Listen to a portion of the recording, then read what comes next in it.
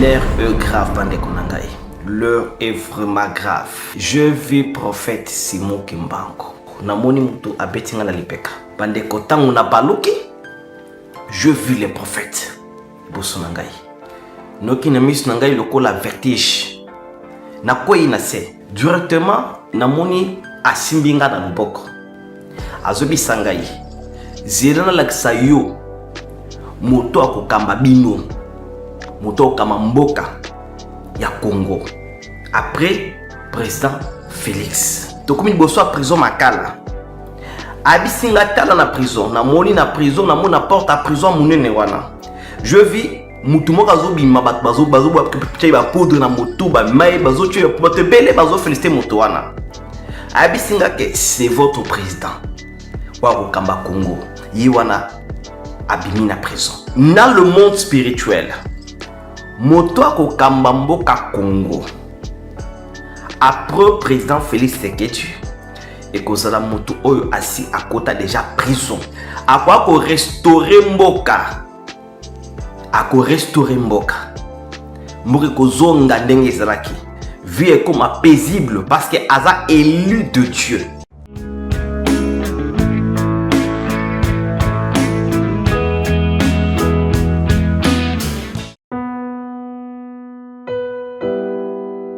Tango nyonso molinganga nazalaki komona baninganga na baboti na bango nanga ba parents bazate vinanga pasi.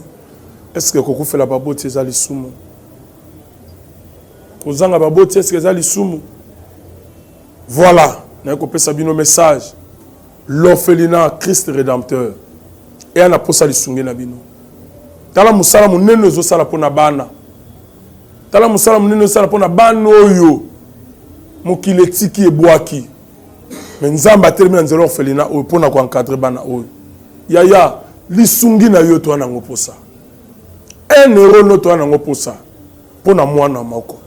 Tango mwana moko allié nzambe ya bitike oya permettre ete na nzela no mwana alia akobosa na ote.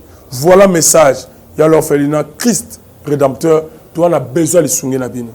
Ba numéro ezana se kota contact na biso assistance na yo et aux alisungi pour na bana que le Dieu des orphelins a bénir diama mtu nyoso ja ta likanisa ko sala quelque chose pour sali yango zamba pambola bino. Bonjour frères et sœurs, shalom, que Dieu soit avec vous. C'est le humble serviteur de Dieu, le prophète Enoch. Je vais m'exprimer en lingala parce que le message concerne que les ressortissants de la République démocratique du Congo, la communauté congolaise. Que Dieu vous bénisse beaucoup. Nzambe apambola bino nyosoto bisika bosali. L'heure est grave, bande konangai. L'heure est vraiment grave. Il y a des choses que je vis. Je vis prophète Simon Kimbangu. Depuis que je suis prophète dans le ministère, c'est la deuxième fois que je le vois. Je vis le prophète Simon Kimbangu. Je vis le prophète Simon Kimbangu, je répète pour la deuxième fois. Bande konangai, l'heure est grave. Namoniye ndenge nini. Yango nazo partage na bino yango pe na kote ya sang malamu yango landanga tina suka. Okataka video na evangelité landanga tina suka. Ezaka nango minute belete. Okoko za 4 eta 5 heures de temps na téléphone mais eux ezaba 30 minutes tout 40 plus tard 40 minutes pona ezaka bref message na vu na lobby esili to kabwani landa vidéo oyo tina soka. Je vu le prophète Simon Kimbangu. L'heure est grave bande konya sato. J'étais là en train de prier non sambela. J'ai beaucoup prié pour une sœur comme ça parce qu'il y a un problème, il y a cancer de son. Et cette sœur là d'autres semble pour ma casse là qui nous offre comme la chambre liko nous offre nous obéir l'ensemble pour la casse voilà. Parce qu'un vrai serviteur de Dieu ce qui les kamba muninga c'est pas PC les kambu ya muninga comme agayaye. Là les intercesseurs savent ça très bien. Ils apprennent principe. J'étais là en train de prier pour cette sœur là nzambe ça le kamba cancer eli nzambe lo bini. Directement je vis le prophète Simon Kimbangu. Namoni mutu abetinga na lipeka. Tango na baluki pasaki libanda na kati ya clôture ya lupango na ngai. Na kati ya clôture lupango na ngai na Luanda Kotoyo. Na zo sambe na kati ya clôture wana libanda na kati ya clôture na ngai. Noki mutu abetinga iboye. Bande kotangu na baluki, je vis les prophètes. Bosso nangai. Noki na mis nangai loko la vertige. Na koi na se. Na koko rester te na oki loko la vertige na miso. Na koi na se. Directement na moni asimbinga na luboko. Azobi sangai. Zedana lakisa yo. Moto akokamba bino. Moto akokamba mboka ya Congo. Après président Félix. Directement, nami moni sikoyo on dirait double fois. Moko asimbi nami moni lokwa nakomi mi balé. Ya siminga na loboko. Nami moni mususu na tike na se. Asimbi ngai toke na ye ti liboso ya prison Makala.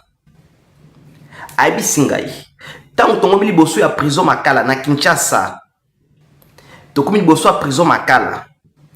Abisinga tala na prison, na moni na prison, na moni na porte à prison munene wana.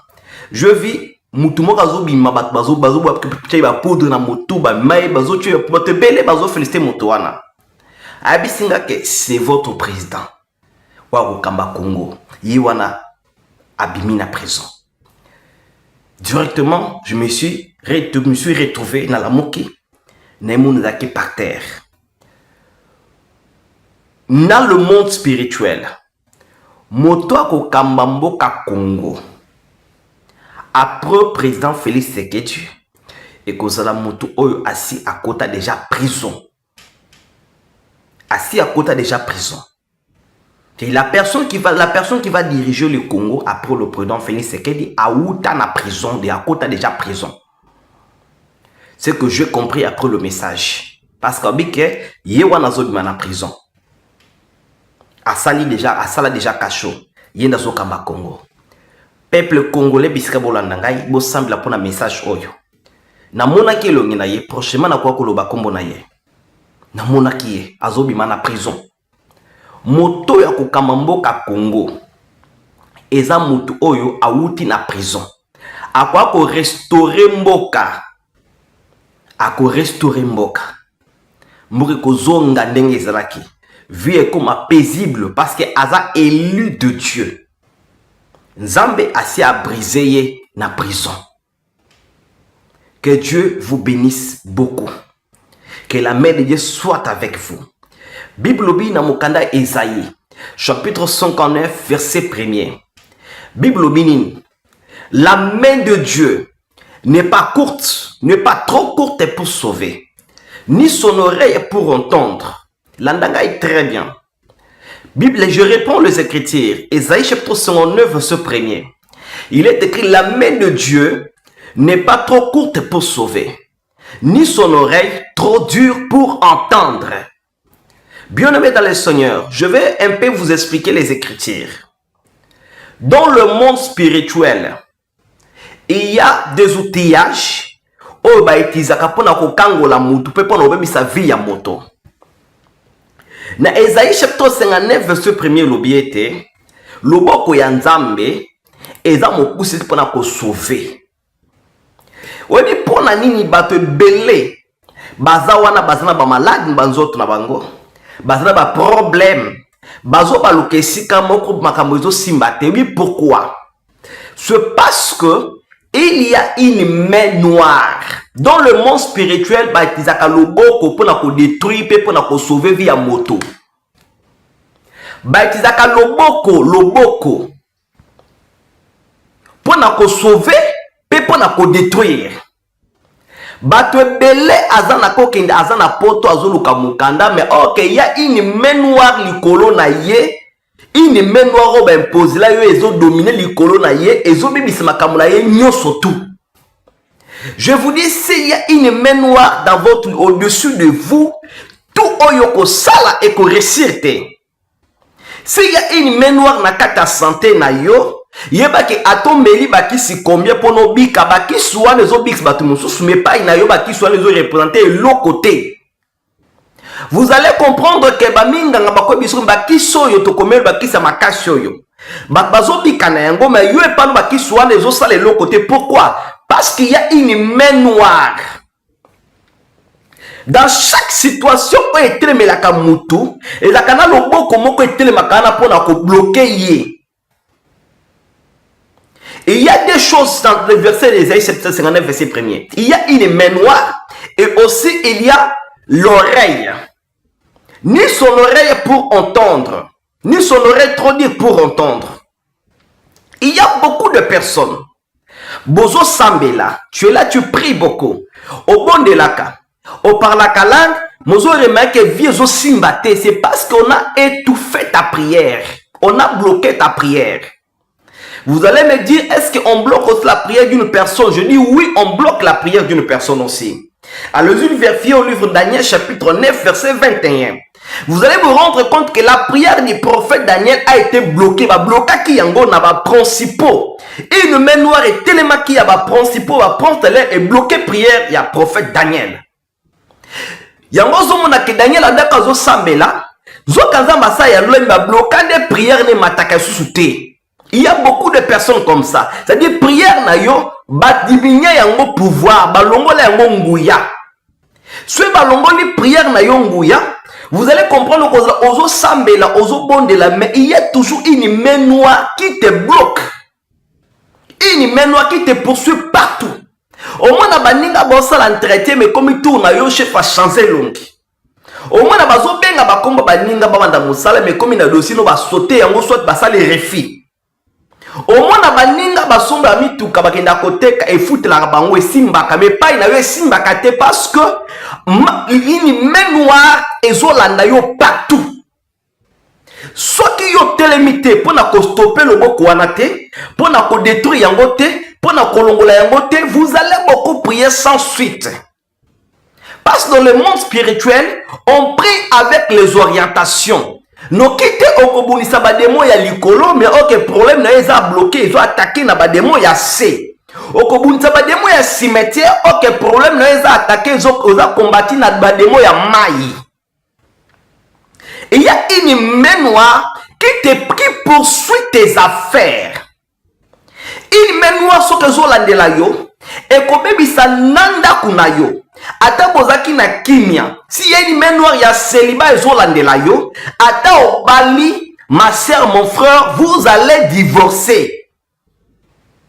Si y a une main noire et zolandela yo, ata osomi motoka. Ce qui une main noire, il y a pauvreté zolandela yo. Yebete moutre bapan chokote kayango. Mais au moment na motoka na moto mosu se dotamba malam mais pas ina yo bando compliqué yo.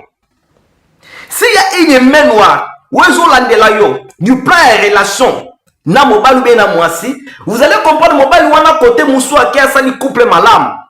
A sani couple malam, mais pas ina yo akoka kite parce qu'il y a une main noire qui domine au-dessus de toi. Il est écrit au livre de Michée, Michée chapitre 2, il est écrit, il y a un temps où l'homme domine sur l'homme pour le rendre malheureux. D'où vient cette main noire? Parce que cette main noire, le boko yawane, le boko, ya le moyindo, une main noire, où elle a de la kowana et outi wapi. Et comment okoye baki y a une main noire qui te poursuit partout? Pas dans le monde spirituel, on utilise la main. La main dans le monde spirituel, le boko dans le monde spirituel, et ça a pouvoir. Il y a un moment même na kati ya nature. Ce même la police va kangi yo. Ata baza 100, ata baza 50, et l'autre va liboso va komba ko kanga et koza maboko ba kango maboko. Et l'autre va liboso va kango maboko. Et l'autre va liboso. C'est-à-dire loboko eza et l'autre moko ba ko bloka kanango vie ya moto. Le monde spirituel évolue comment? Le monde spirituel, ce qui va na posa. Exemple, bandoki à famille ou bandoki à quartier. Parce que tu as 4 catégories bandoki. Tu as bandoki à famille na yo. Tu as bandoki ya entourage na yo. Tu as bandoki ya entourage. Tu as bandoki à famille. Tu as bandoki ya entourage. Tu as bandoki ya bisika au salaka. Tu as bandoki pe ya ville au vandi. Il y a plusieurs personnes. oh loboko etelemele likolo, une main noire etelemele likolo, et où t'as la bandoki ya famille. Parce que ceux qui bandoki ya famille, balingi ba bloqué yo. Ou soit balingi ba condamné na maladie. Boke na monde spirituel, basenga yo loboko moko etelema likolo na loboko ane bebisa mosala na yo, ou bebisa santé na yo, ou bebisa vie na yo. Parce que le plan de Dieu, c'est le livre de 3 Jean chapitre 1 verset 2. Il est écrit, bien aimé, je souhaite que tu prospères en tous égards et que tu sois aussi en bonne santé. C'est ça le souhait de Dieu, c'est ça le souhait de Dieu. Mais une main noire qui te poursuit, le beaucoup est là de la côte partout, wana. Et pour ça que nous surtout yo sale ko simbate. Et il y a quand même pouvoir à prière, pouvoir à prière. Au moins que osambeli avola la mola yoloti mari de nuit. Osambeli avola la mola yoloti femme de nuit. Osambeli avola la mola yoloti bakangyo na kingo.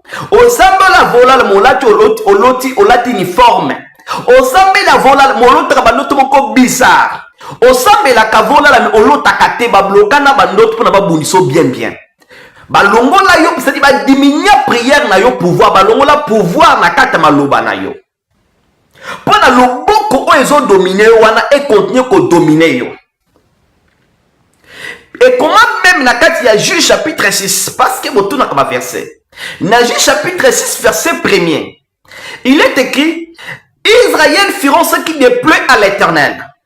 L'Éternel les livra entre les mains des Madians.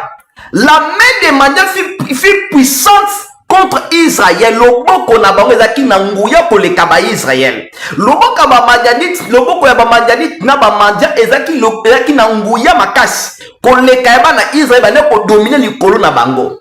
Yango na sambeli pona yo ataki mosala Nzambe. Loboko nyoso tu we bande ko dominer yo. Loboko nyoso tu we ezali likolo na yo. We bande ko empêcher bala. We bande ko empêcher ke liboso. Na sambeli pona yo kolo. Au nom de Dieu loboko anekoya. C'est pourquoi il est écrit au livre de Matthieu chapitre 15 verset 13. La Bible nous dit toute plante qui n'a pas été plantée par mon Père céleste sera déracinée.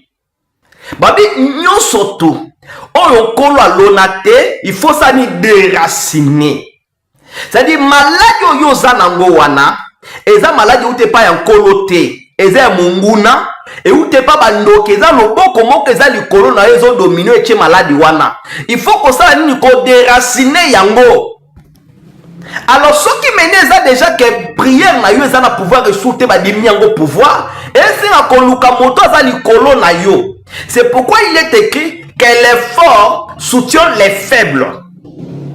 C'est pourquoi il est écrit priez pour les uns et les autres. Pourquoi la Bible nous dit de prier pour les uns et les autres? Parce qu'il y a un moment où les autres peuvent devenir faibles, que les uns prient pour eux. Pourquoi la Bible dit que les forts soutiennent les faibles? Parce qu'il y a un moment où tu peux être fort aujourd'hui, mais demain tu deviens faible. Donc il faut chercher une personne qui est plus puissant que toi spirituellement pour te délivrer et puis au continuer finalement. C'est pourquoi dans le monde spirituel, l'orgueil n'a pas de place. C'est pourquoi même il est écrit, Dieu résiste aux orgueilleux, il fait grâce aux humbles. Là c'est pour les gens qui disent que nga naza pasteur, naza prophète, naza serviteur de Dieu, prophète ou akobonda po nangate, mosamba ko sambela po nangate, nga naza la grâce ensemble. Non, dans le monde spirituel, l'orgueil n'existe pas. Dans le monde spirituel, l'orgueil n'existe pas. Aujourd'hui ou demain aussi, je peux me rendre compte que na comme faible, il faut pas prendre la peau nanga moto zonga. Na kepa mosali moko abonde po nanga za la mwana za mokolo, mais okaza bache que te abonde po nanga parce que l'onction c'est transmissible. Comme moi j'ai le don de la prophétie, j'ai le don de la guérison. Si je prie pour toi pour ces dons-là, quand tu peux dans autres no bandiko bonda po bazobika. C'était pour cela. Loboko nyonso to etelemela ki onobi il faut ko kata yango noki te mon frère okende liboso te. Noki te okobanda ko baluka esika moko. Parce qu'il y a une main noire qui te poursuit. Une main noire et cause ale uti na nzela relation o ezaki na ngona mwasi no yakala ou soit na ba ex na yo. Une main noire et cause ale uti na kata famille na yo. C'est pour cela il faut toujours consulter les vrais serviteurs de Dieu pour n'avoir pas source s'il y a problème na yo, mais surtout le nécessaire, le plus important, on de la peau na yo vie et fongama, parce que si tu es dominé par une main noire, mon frère, ma soeur, vous allez vous rendre compte que tout ce que yo kosala et kosimbate, ce n'est pas à vous de me dire ce que je vous parle, hein. Je te victime de ça. Je suis victime de ça. Je joué plusieurs fois à l'examen d'État au Congo. Et au moment où j'étais en train de prier mes barres, il m'a montré une personne. Surtout le frère de mon père. Nakokuta naye. Grand frère papa nangai. Nakute na papa. Nazo joué pendant les menzamba la 5 yo nozo bundi sangai. Ache lobo kone boye. Alobi na calcul nangai. Yo okozwa diplôme 2035 yango na sambeli po na yo bato nyonso batia yo na kati maboko na bango babimisa yo yango zumuna me na mondo ezana bato balobaki ozana loboko na ngai, c'est-à-dire tout c'est spirituel. Quelle est la main qui domine dans ta vie, mon frère? Quelle est cette main qui domine dans ta vie? Ata osui mbongo ate komi na combien, vous allez tomber parce que tu es dominé. Ils ont le beau qu'ils ont contrôlé, ils ont surveillé yo. Ils ont surveillé yo. Le beau quoi ne compte toujours confusion. So ozui mbongo comprendre que ozui mbongo mais mbongo wan okosa na ngwe côté so ki mbongo esini ba proche eye. C'est que yo sakana monta moko boko maso komi na monta na il faut papito koya. So komi que on s'est stabilisé, il faut pas longo la mosala. Soit comme qu'on réussit, il faut makambo beba parce qu'il y a une main noire qui domine sur toi. Et le bon quoi n'est pas contrôlé par une sorcière ou un sorcier. C'est pour cela vous devrez devenir des indépendants au nom de Jésus. Vous devrez commencer à dépendre que à Jésus-Christ, auprès de Jésus-Christ. Il y a mon assemblée pour nayo et le connu sur le ko ekweya. Mais dans le monde spirituel, il y a force contre force. Dans le monde spirituel, il y a force contre force. C'est pour cela qu'il est écrit la foi, au livre d'Hébreux, la foi sans les œuvres n'a pas d'importance. La foi sans les œuvres est la ksinini. Et la kisi ozana lobo comment ils ont dominé les colons na yo. Ou ils ont même makambo na yo, mais yo nanda kolobi ke nazana konzima ke ekosil la te. C'est pourquoi il est écrit la foi sans les œuvres n'a pas d'importance. Et aussi la terre. Parce que dans le monde spirituel, pour le locaux là, il faut qu'on chasse, qu'on résiste yango. Il est écrit. La Bible nous parle. Jésus-Christ nous dit. Toute puissance, tout pouvoir qui m'a été donné aux cieux, dans le ciel et sur la terre, je vous les donne. Résistez au diable, il fera loin de vous. Ça y est, il faut résister on a la prière pour na yo kinde liboso. Na mbaka maman Sophie. Je cite les noms des gens ceux qui vont autoriser un petit peu de témoignage na bango. Maman Sophie. Maman Sophie a sali bambula 8 ans. Akendaka Dubaï azongaka meka kote ka mesimba kate. Asali tout, avec aller-retour à Dubaï, balébélé, mais simba kate, 0. Oui, papa, nazo sala tout et simba, mais zo simba te, na sali ni na mokilio yo. Papa na let na lembi, na mokilio yo mawa ezate. Muto ako kelo mawa azate. Olela batu combien? Muto kelo mawa azate, mais à mondia, force contre force. Pouvoir contre pouvoir. Parole contre parole. Nebise maman, il faut to sambela. Tant to sambela moi loboko moko likolo na ye. Nobi loboko ndeso la de la yo. Tant to sambela lisusu mama na ya bengi. Abike oluki pasteur pour na nini. Nzoka mama na ye nda blokaka vi na ye atia loboko moko likolo na ye contre la kaye bebisa makambu na ye. Yango mon frère nobi loboko nyonso to elandelaka yo reklamaka yo ezela tata mwasi na yo, ezela mama krut na yo, ezela moninga na yo, ezela nani, ezela connaissance na yo, ezela mwasi, ezela mwa na yo, ezela nani, ezela marabout, ezela fétiche, il faut quoi au nom de Jésus. Les ténèbres ne régneront plus jamais. Loboko nyonso etelemelo likolo ezolandela yo ezobisa même vie ya bana na yo. Vous allez comprendre qu'au boti bana me mutu moko takenda liboso tala beta bila ya bana na yo.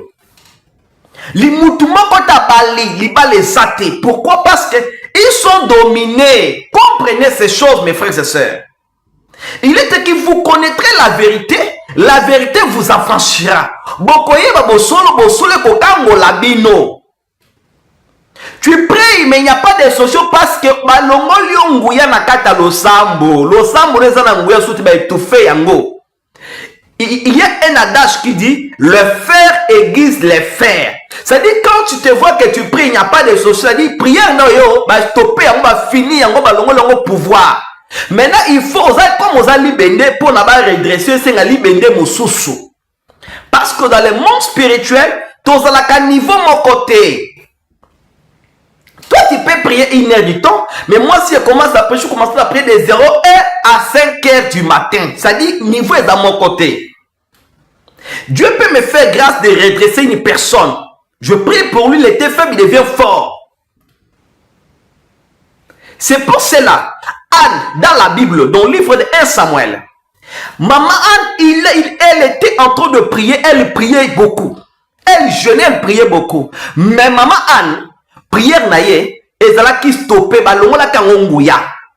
Donc pour la maman Anne a une solution. Maman Anne, maman ya Samuel, maman ya prophète Samuel na kata Bible. Pour la solution, il fait le sacrificateur Eli aloba loba kaka moke nzamba peso ya mpenza apesi ya no. Maman Anne bande ko sambela bande ko jina ndo lukanza menzo ka prière naye bando ko mesengeli te il faut loba moto mosusu loba mapone ko kusama. Loboko etelemeli wana. Où ils ont réclamé sans une force spirituelle et kolongwate. Maintenant prenez longwa. Ils ont à n'importe quel serviteur de Dieu. C'est pourquoi bozo la mingi. Ozo benga pasteur ou atango azana nguyate. Abanga zambete. Ou benga un prophète moko aventurier. Vous pensez que prière n'est que ça les fait dans d'autres nayo? Et que ça les fait. Pour la prière, il y a Moussa Nzambe ça fait na kata zot na yo. Il faut Moussa Nzambe wana ezala ba kanzamba tam na kobanga nzambe azana molimo sant na kat na ye. Ndeka a déclaré que obika na kombo na Yesu kuna bisiko za molimo sant ba ange ba bikisi yo. Molimo sant bikisi yo. Parce que les saints pas les anges ba se déplacer kana mu pépé na ba seconde. C'est pourquoi un vrai serviteur de Dieu, s'il prie pour toi même pendant 1 minute, il faut miracle ça. Un vrai serviteur de Dieu, si tu te donnes des orientations autour de moi, il faut miracle et ça la main. Quelle est la main qui te bloque? Quelle est cette main qui te bloque? Le bok wana toko longola yango na prière na kombo na Yesu. Nzamba salinga ngolo. Le bok etremelo wana. Wezo dominer yo tokolongola yango. Yango mon frère, ma sœur, maman, papa, qu'on normaliser ma comme ça qu'on normaliser. Il y a des choses qu'il faut jamais normaliser. Et il y a des choses qu'il faut déraciner. Ba vivre kana nyokate. Ba vivre kana nyokate. Nyokeza pouvoir ya monde de ténèbres. Quand tu te sens déjà que oza makamozo mené et ça ma normalité, il y a une main noire, il y a quelque chose. C'est-à-dire, il faut directement qu'on déracine le sambo. Et si ça arrive qu'au bon des olongwate, c'est-à-dire prière na yo, et ça na nguya soute, c'est maintenant prière ya moto mosu soit ça na nguya bon la po na yo makabe fungama. Orgueil et ça na ngote na monde spirituel. Le monde spirituel, on s'aide, on s'entraide. Alléluia. Quelle est cette main noire qui te réclame? Banako bati maboko na bango na kati ya vina yo. Maboko wana. Toti kaizala kaka bango beto lobela yango pona to sambela elongwa. Maintenant dans le monde spirituel batambola boye. Ceux va comprendre que bazolandela yo. Bati maboko pona kobebisa vina yo. Vous allez comprendre que bakotiana no kaka ba pasteur à lukuta, ba prophète à lukuta, ba évangéliste à lukuta, o bakoboni la pona yo mais solution comment na te. Bakozo ba vrai serviteur de Dieu, yozo ina bango, mona ndenga na za vrai serviteur de Dieu. Na za irréprochable. Dans un autre côté, il y a ma bête. Je marche dans la crainte de Dieu. Je respecte le Seigneur. Je crains le Seigneur. Je le Saint-Esprit à moi. Et il se manifeste. Au comment on a bazui, ko inisa yongai. Au ko inangai à l'occasion, il y a pamba. Pourquoi? Parce que bayebike. Ce qui aux yeux à numéro nango bengangai, mukolo wana de lobi kono ekoti.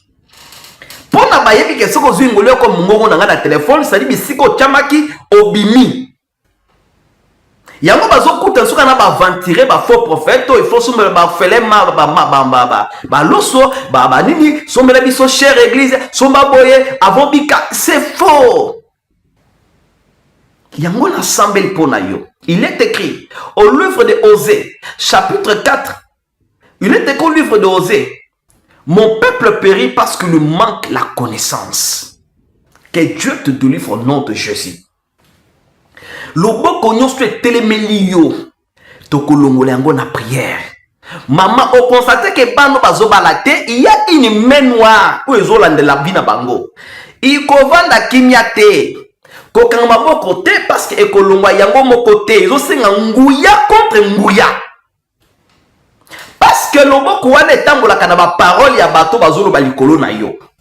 C'est pour cela il est écrit, la Bible nous dit toute parole qui s'élèvera, toute langue qui s'élèvera en injustice contre toi, tu la condamneras. Il y a des paroles qui marchent sur toi, qui te réclament. Comme c'était dans la Bible, au livre de Luc, chapitre 22, verset 31. L'apôtre Pierre, pardon, à l'Alakinaye, mettant à la moukina tongo, Simon, quand tu dormais, les diables te venaient te réclamer pour te cribler comme du froment, mais je priais pour toi. Loboko ya Satan a été réclamé pour la kofinaye, mais il va abonder pour naïe. C'est pour cela je vais prier pour vous, Oyo Monique, makambozo menezo simbate, o santé, santé na yo, il faut ebonga. Koko tanzambe na kate kete zanzamba yebi, nzamba bi santé wana te fo elongwa, ozonga normal. Na maman moko boye maman na 65 ans. Oh papa, zot na ba minga babi kete zamba eza âge, nabi âge te. Oza mwana muke 65 eza muke. Na Congo na Kinshasa président assemblée, vice-président assemblée nationale, Mbosso Kodia. Azana 87 ans, mais aza makasi. Yo mona kabela kate, ça dit tia toi ya komene vie ya kimia. C'est pourquoi il est écrit au livre des Psaumes chapitre 103 verset 3. C'est l'Éternel qui guérit tout type de péché. C'est-à-dire l'Éternel qui guérit tout type de maladie et qui pardonne toutes tes iniquités. C'est-à-dire maladie nous c'est na kata nzot na yo. Nzambe akolongola yango. Mais principe ezali nini? Alobi na mukanda ya Matthieu chapitre 11 verset 28. Alobi venez à moi. Vous tous qui êtes fatigués et chargés, je vous donnerai du repos. Recevez mes instructions, verset 29. C'est-à-dire, qu'est-ce que tu vas faire? Toi qui as des problèmes, qui nécessitent un serviteur de Dieu. Parce que moi, les prophètes Enoch, sans l'orgueil, je ne suis pas l'orgueil. Je ne suis pas un orgueil. Sauf que quand on téléphone, ils ont déjà un goulot. Paye na koyamba yo. Nzamba ko se manifester. Vous avez un problème? Comme il y a un message, soit bengangai na koyamba yo ngamoko. Secrétaire azo yamba suste na cheke pembeni na benga mfuna yamba bato na kuyamba yo na kosambela pona yo nzambe na ngai akobikisa yo. Quel que soit na problème aux autres traversés na nzela ya prière auto kosambela loboko wana ezolandela vie na yo. L'homme de Dieu, servant de Dieu, frère, sœur, connecté makambo yo te eza pamba to landeli vi otombe na vidéo ti okoma na suka boye. Maintenant rattraper les temps. Nzamba lobela kabato alobeli yo. Cause la ange qui t'a laté pour na lobela yo. Nzamba il m'a utilisé pour te parler que ta vie pour réussir. Ça dépend pas de ça dépend de qui de soi, mais ça dépend de toi, tu dois te révolutionner. Donc il faut que nous prions pour toi. Na prière na yo ne ngato sambeli au monde miracle nzambe. Alléluia. Quelle est la main qui te bloque? Les Philistins ont bloqué les enfants pendant plusieurs mois, pendant plusieurs époques. il y avait une main noire qui le bloquait. Loboko wana elandelaka vi na yo.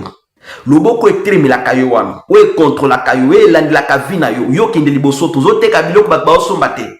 Bazoyiba yibokaka parce qu'il y a une main noire likolo na yo. Loboko wana tokokwesa yango na kombo na Yesu. Pona comme TV ezali ngonga, numéro nanga ezali plus 244. Plus 244 parce que navanda na Luanda, navanda na Angola, nimboka nangai.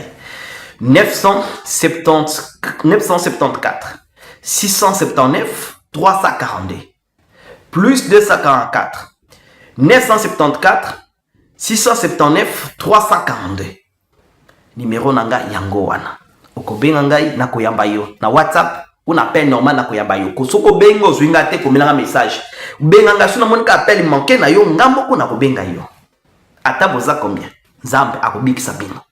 Famille na yo soki ezobonga te, soki mwana ozo avisa te, soki mwana azobala te, soki azobota te parce qu'il y a une main noire où ezo dominer likolo na bino. Soko négligé etali yo. Ngana sali mosana ngai. Que Dieu vous bénisse beaucoup. Que Dieu bénisse ta nouvelle tendance TV. Nous avons la chaîne Nyon surtout équilibré. Nous avons la chaîne Nyon surtout. Jordan TV, Jordan, nous avons tout le monde. De quoi l'aider que Dieu bénisse beaucoup. Tokutani prochainement. Nakoyamba yo. Personnellement, je vais prier pour toi, même pendant 2 minutes. Même pendant 3 minutes. Au commun, le beaucoup ensemble.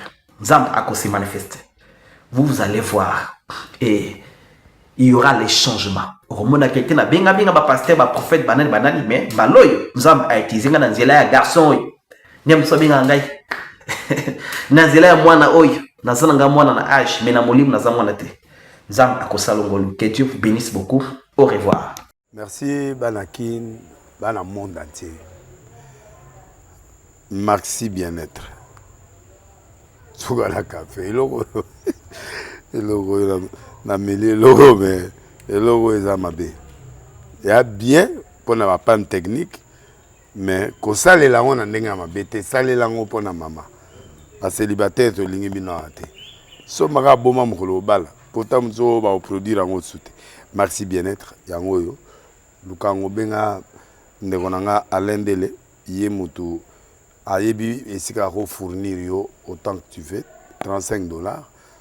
Et belé na kati. Souvent melika moko de jours bien mais hémorroïdes banini tout ça bilialia vanda musala banini et réparer au système ya break et réparer au pe fonctionnement ya break de break donc et pe son fonctionnement ya bien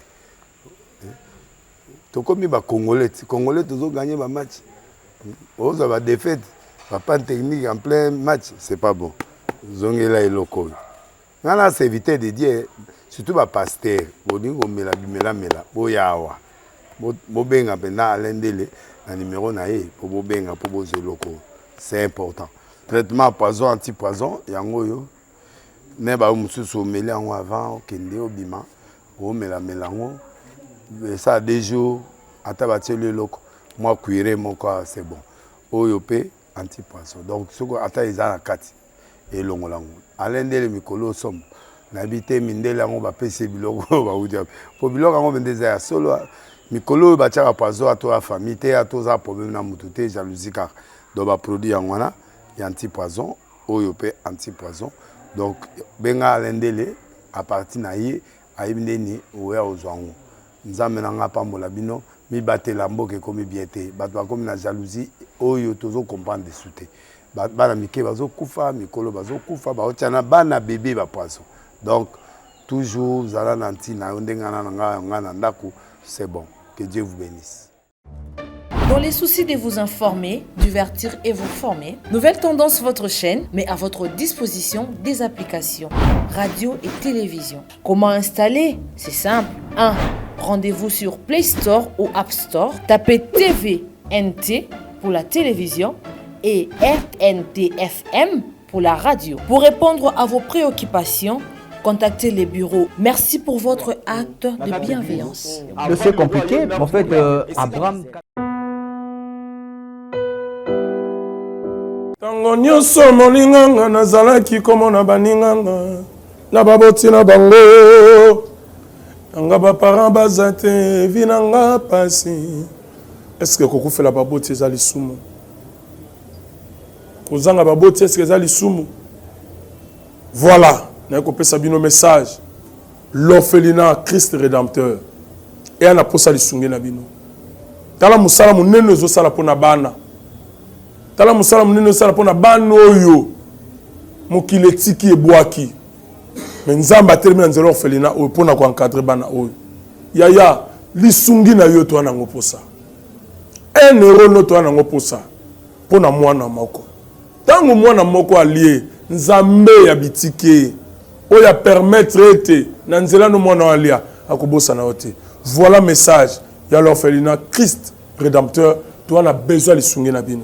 Ba numéro za na se kota contact na biso assistance na yo et aux ali sungi pona bana. Que le Dieu des orphelins a bénir diama mtu nyoso ja ta likanisa ko sala quelque chose. Pe osali yango zamba pambola.